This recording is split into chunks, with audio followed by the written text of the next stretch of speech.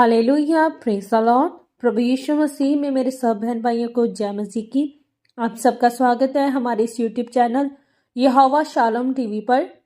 आज की इस वीडियो में हम परमेश्वर के पवित्र वचन को मेरी भविष्यवाणियों की पुस्तक में से पढ़ेंगे।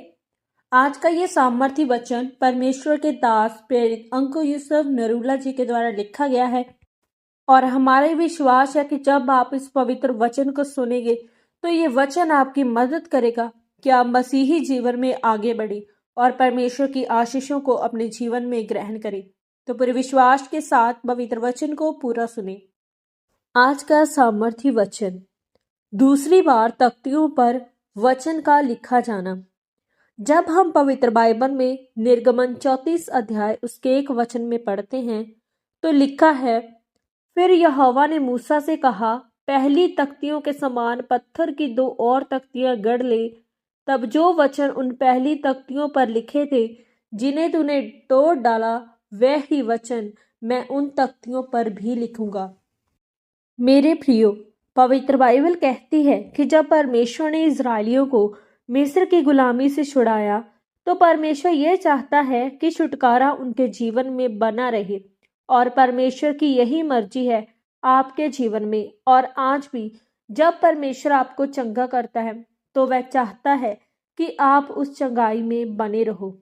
मेरे प्रियो, जब परमेश्वर ने मूसा को अपने हाथों से उन 2 तख्तियों के ऊपर वचन को लिख कर दिया और जब मूसा उन तख्तियों को लेकर पहाड़ से नीचे आ रहा था तो उसने देखा कि इजरायली नीचे एक बछड़े की मूर्ति बनाकर उसकी पूजा कर रहे हैं और मूसा ने गुस्से में आकर उन तख्तियों को तोड़ डाला और मूसा का क्रोध इजरायलियों पर भड़का और उन लोगों के बीच आपस में तलवार चली और हजारों लोग मारे गए।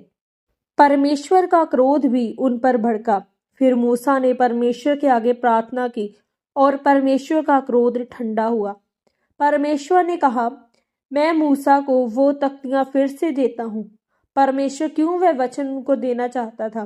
क्योंकि वचन में लिखा है कि वह दयालु, अनुग्रहकारी और गुस्सा करने में धीरजवंत और बहुत ही तरस से भरा हुआ है और वह कोई तानाशाही व्यवहार नहीं करता था। कि परमेश्वर उनको कह रहा है कि तुम इन वचनों पर चलो। परमेश्वर चाहता था कि जो मैंने अपनी सामर्थ्य को दिखाकर इनके बीच में बड़े सामर्थ्य के काम किए हैं और जो छुटकारा इन्हें दिया है उसमें ये बने रहे। परमेश्वर ने उनके लिए एक आदेश बना दिया। जिस तरह परमेश्वर ने आदम और हवा के जीवन में उस आदेश को बनाया था और उन्होंने उस आदेश को तोड़ा और शैतान ने उनके जीवन में काम किया।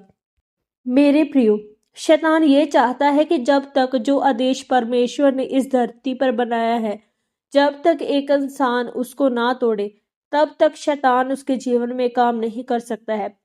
आज लोग बोलते हैं कि जिंदगी एक संघर्ष है, लेकिन ये उन लोगों के जीवन में है जो अभी भी शैतान के हाथों के नीचे है और जिन लोगों ने परमेश्वर के आदेश को तोड़ा है।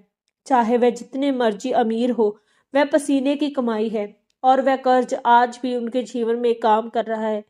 लेकिन जब हम परमेश्वर के राज्य में आते हैं तो वचन कहता है कि मैं तेरे हाथों के कामों के ऊपर आशीष दूंगा और वह आपके पैसों में दुख नहीं मिलाएगा और परमेश्वर आपको इस तरह से बढ़ाना चाहता है। आमीन। प्रार्थना। सर्वशक्तिमान परमेश्वर, इस वचन के लिए मैं आपका धन्यवाद करती हूँ। परमेश्वर, मैं प्रार्थना करती हूँ कि आप मुझे अपनी सामर्थ्य से परिपूर्ण कीजिए ताकि मैं आपके आदेश को मानकर शैतान की योजनाओं को अपने जीवन से खत्म कर सकूं। प्रभु यीशु मसीह के सामर्थी नाम में हम मांगते हैं।